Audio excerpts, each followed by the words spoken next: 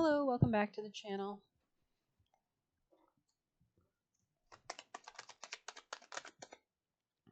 Aries, interesting. Okay, Aries. Oh, this reading will be for our beautiful Aries. Actually, I'm being called to this right out the gate. Aries, advice for Aries energy. Aries, snake. Okay, I saw golden egg on the top, so we will see both of them. I mean, snakes lay eggs, so you never know.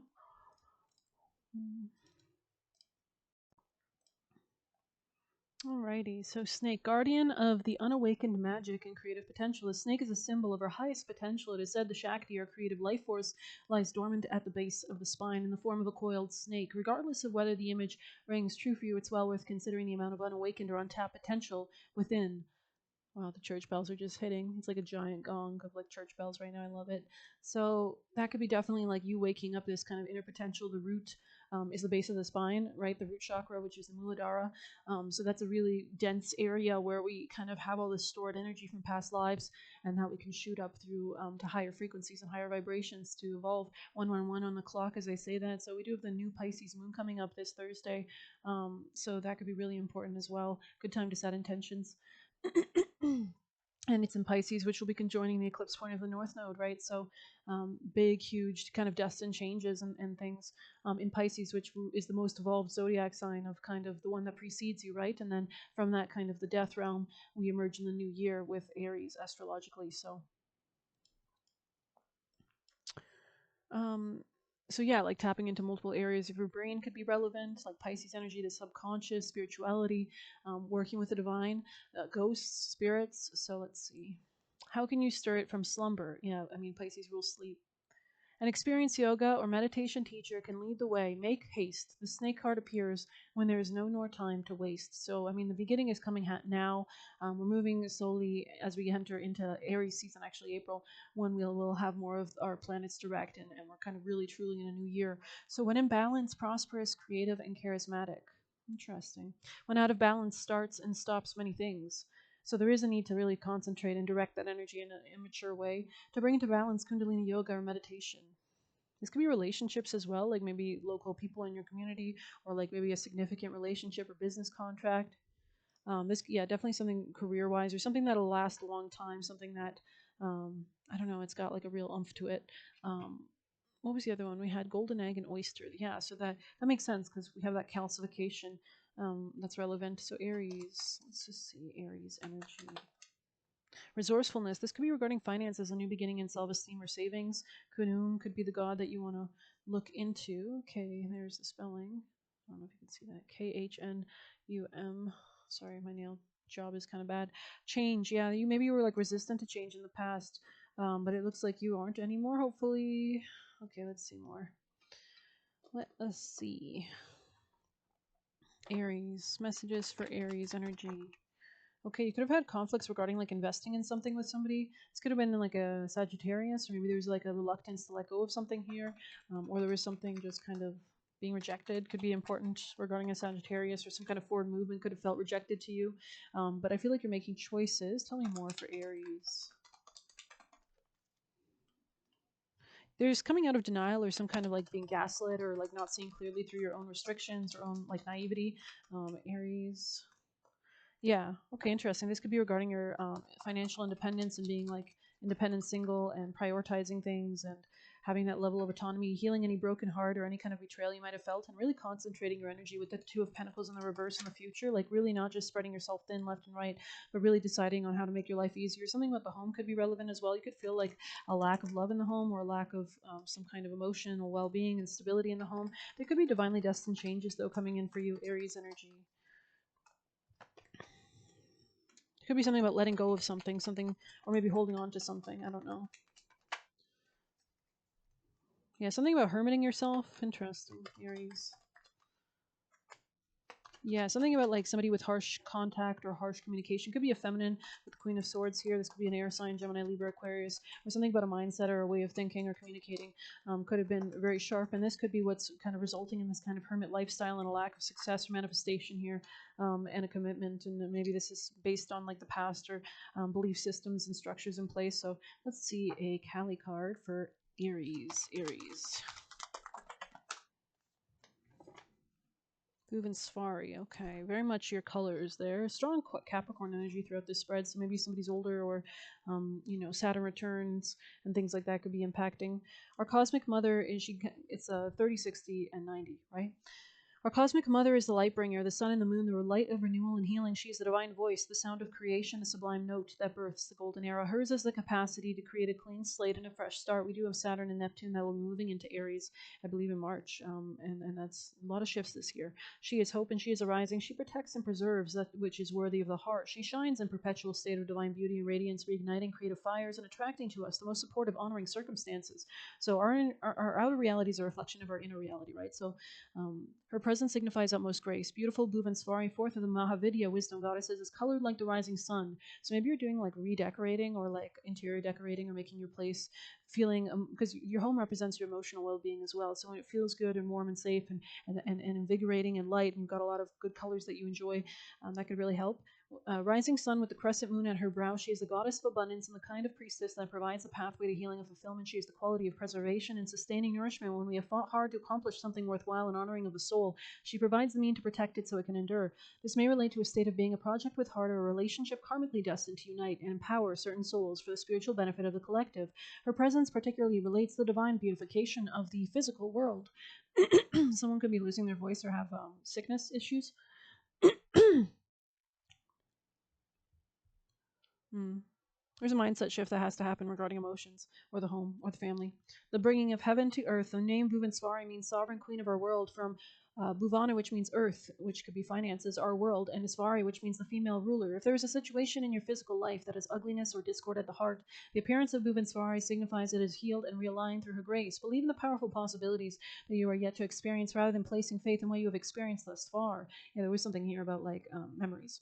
Her presence in a reading signifies harmony and beauty awakening in your world in a very tangible way. As a creatrix of forms of all worlds, including the world of our bodies, she holds special power to work on the physical, to bring healing to our bodies and material life circumstances. As the energy of fulfillment, wellness, and vitality, energy of fulfillment, wellness, and vitality. So maybe doing affirmations and like listening to like affirmations, healthy affirmations, like healing affirmations. Actually, I'm being called to share this story. One time I was sick and I was tired of being sick. I was just, I could tell it was coming from a spiritual subconscious place, and I just said, you know what, I'm not sick anymore, and I'm actually healthy, and I just gaslit myself into being healthy, and I healed within a day. And this was like a stubborn sickness. So yeah, maybe it's all about the mindset and the auric field. Bhuvaneswari is the divine feminine medicine for those who run their energy levels to depletion. Yeah, because a lot of times these sicknesses manifest physically in our lives because it's signaling the inner discord, the inner reality that's it'll attract the circumstances that mirror this to us, right? Hovering somewhere between exhaustion and barely scraping by to meet all demands, she can help us replenish and learn what it feels like to operate from a place of fullness, so that what we give does not deplete, but encourages us to open more, to receive more, and so it overflows. And I feel like this only happens when you really are focused on, you have boundaries, right? Then you can actually give and you feel like you're receiving as you give. But when you're just giving without any kind of boundaries in giving, you don't feel like you're receiving anything. If anything, you think you're getting sick, right? So we did see the Two of Pentacles in the reverse, which could mean focusing your efforts very consciously.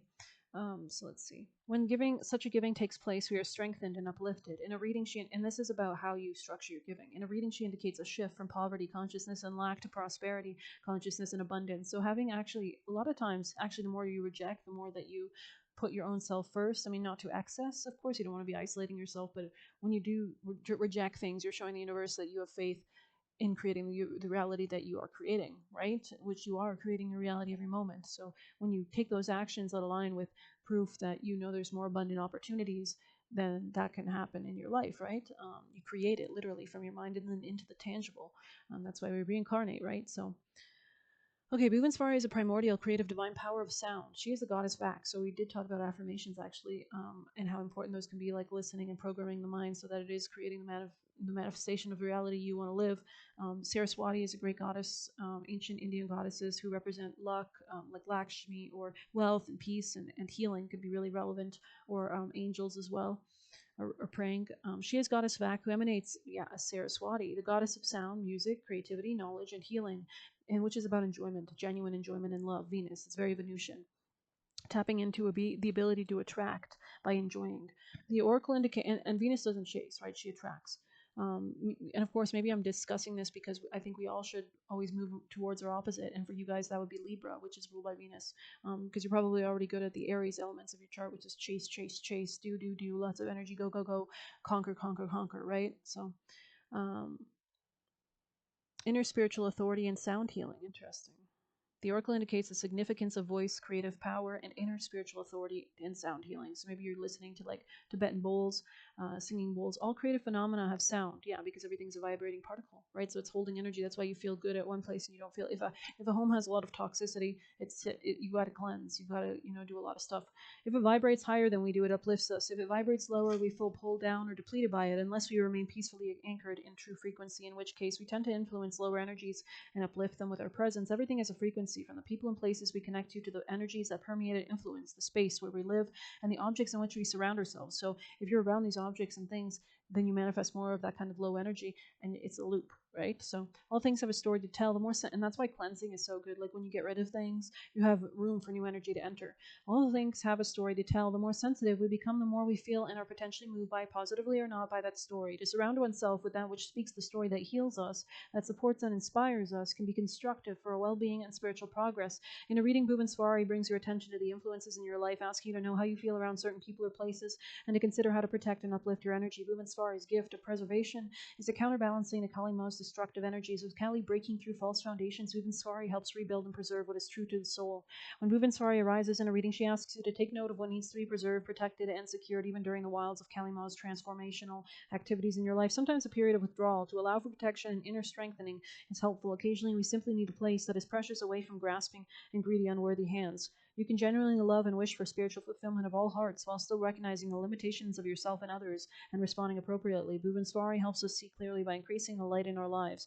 Her presence is also an indication that at some level you'll need a completely fresh start, and she will facilitate the inner reset if you are willing to allow it.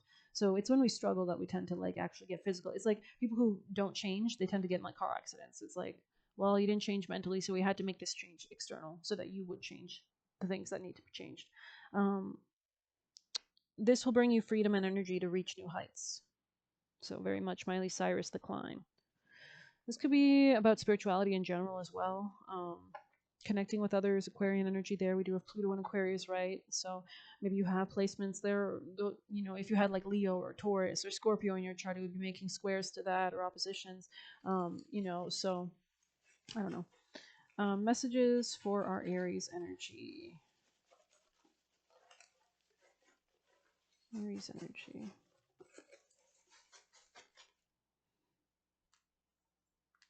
We have don't be pressured. So maybe you're like needing to slow down or something like that. Call all your energy back inside yourself so you can do healing. You can actually do cord cutting. It's you can like literally take, like, be careful with a blade or knife and just run it, like imagining cutting energetic cords around your body, or scissors or whatever you want to do. Momentum here in the reverse. Maybe you need to slow down. Before you act, make sure you're in alignment. Behave as the receiver and allow life to flow through you. Listen, receive in stillness and silence.